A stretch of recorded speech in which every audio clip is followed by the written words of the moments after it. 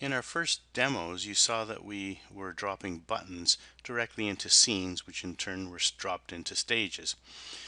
When we do things that way, the button winds up being centered and occupies the entire window. It's probably not what we really want to happen. I'm sure you've used many different Windows applications with buttons on them, and you're used to seeing some small buttons that are outlined within a smaller area within the window. And instead, ours was just the entire window. So it would be better to use a different approach using something called container classes. Container classes are called panes, and what they do is they allow us to have more control over how we lay out nodes within a desired particular location and size.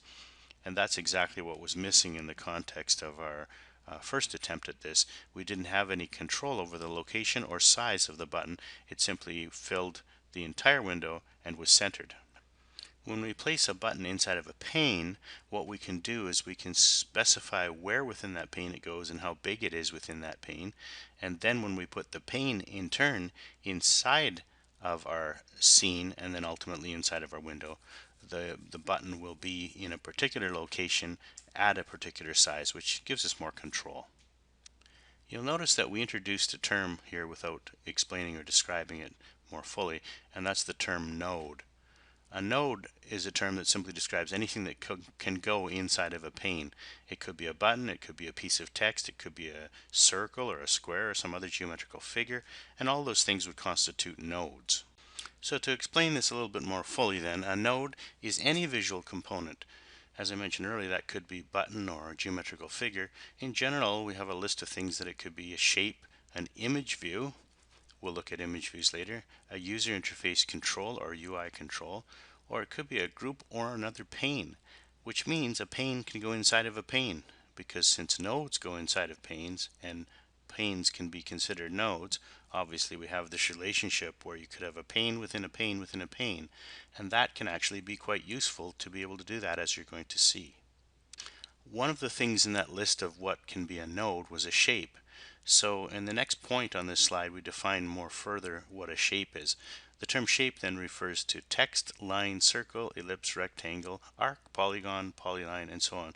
So in other words, any geometric figure, including a line or a polyline, that's still a geometric figure. So it doesn't have to be a closed two-dimensional figure. It could be something like a line that has only one dimension. It's still considered a shape.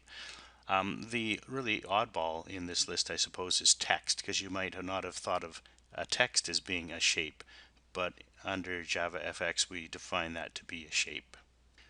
Another thing that a node could be is a UI control, as you saw from that list up at the top of this slide.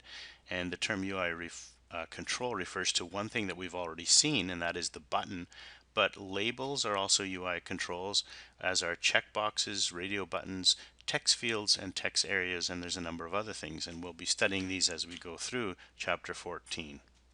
We use the term group to refer to a container, and remember an example of a container is a pane, that groups a collection of nodes. So when we put a number of nodes in the same container, the advantage for us is that now we can do things like resize that container or move it around or rotate it, and any kind of transformations like that that we do to it are going to affect all the items that it contains within that group.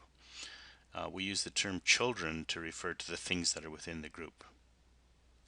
Finally, the last point on this slide discusses something that was already mentioned earlier, but just to emphasize, one of the things that a scene cannot contain is a shape or an image view. It can contain a number of other things, and we saw this by way of example earlier. For example, we put a button straight into a scene, and a button is a control. So a control is something that can be put directly in a scene. You'll get more control over its position or size if you put it within a pane first, and then put the pane in the scene. But you could put it directly in the scene if that's appropriate for your particular application. So to summarize then, within a scene we can put a control, a group, or a pane, but we're not allowed to put a shape or an image view. If we want those things to appear, we need to put them in a container first and then put the container inside of the scene. Usually by container in that context we would mean a pane. Here we see two diagrams that help capture what we just learned about in terms of panes, UI controls, and shapes and their relationships one to another. Let's start with the diagram A on the left-hand side. The stage is the biggest box that you see there and represents the window that's going to appear on the screen. So we learned so far that a stage will contain a scene, and the scene will contain something like a pane or a control, and in this context we would refer to that as the parent, and the parent in turn would have children, which we call nodes, and the nodes are then the children of the parent, and the nodes are things that we put inside of that pane, which in turn we put inside of the scene.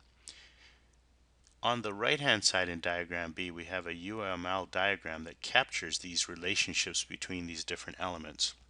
So let's go through that diagram now.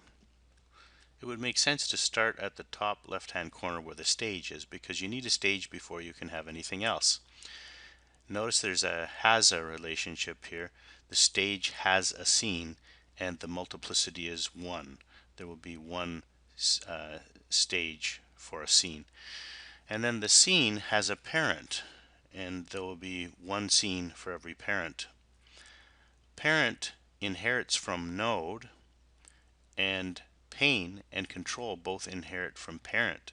But in turn, you see at the bottom of a pane there's a little back rectangle or diamond that connects back to node, indicating that a pane has a node, but there's the multiplicity here is shown as an asterisk or star, which means a pane can have many nodes inside of it. Shapes and image views were things that would constitute nodes that in turn could be put in panes, and you can see that relationship because shape and image view inherit from node. And then finally, we have a number of things we haven't spoken about yet that we're going to be covering in detail momentarily. That is flow pane, grid pane, border pane, H-box for horizontal box, V-box for vertical box, and stack pane. And all of these different things inherit from pane, as it turns out. By the time we finish this chapter, we will have covered everything that you see in this diagram.